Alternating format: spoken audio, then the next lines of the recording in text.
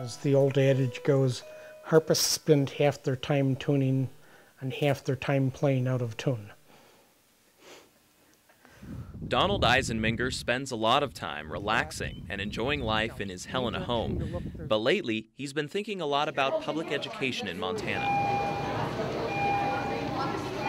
He's hoping to change what he calls excessive overregulation of schools. At his home, he's running a campaign for superintendent of public instruction as a member of the Libertarian Party. Eisenmenger himself was a student in Montana. He graduated from C.M. Russell High School in Great Falls. He went to college in Illinois and returned to Montana 3 years ago. Though he was actually born in Minnesota, Eisenmenger considers himself a Montanan. And I'm not a Montana native, but I'm here because I chose to be, not by accident.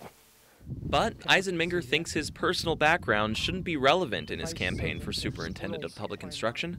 And now you're going to get personal, things that nobody needs to know about or cares about. He wants the emphasis to be on the issues. He doesn't have signs or billboards like his opponents, Democrat Denise Juneau and Republican Elaine Soley Herman, but he's hoping Montanans vote on more than name recognition. I would like to say something that may not be especially popular with some people. He says he wants to be the alternative candidate to Juneau and Herman and made his differences clear at a public forum in Hamilton in September. In the Libertarian Party, we tend to use the phrases Republican and Democrat because the distinctions between those two parties are extremely narrow.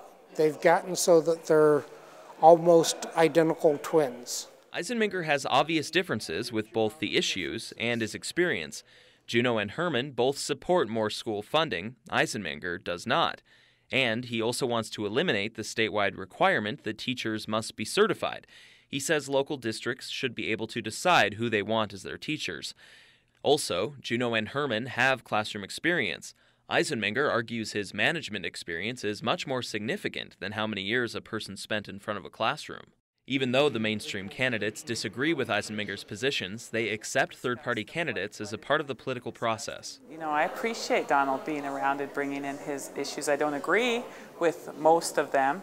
However, I think it's good for him to have a forum and a place that he's allowed to voice those opinions.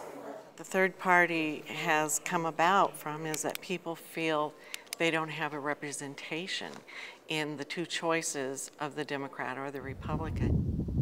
Back at his campaign headquarters, he's not actively preparing for a new daily routine as superintendent of public instruction. That's because he isn't expecting to win. I'm reminded of William Buckley's quote when he ran for mayor of New York City, that, "What are you going to do if you're elected?" And he said, "Well, I'll demand a recount first."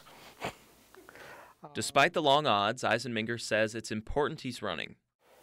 Issues that would not have been raised normally when brought up by third parties force themselves into the public eye and get discussed and sometimes implemented. So he asks voters to support him, not because he can play the harp, but for the changes he would bring to Montana's public schools.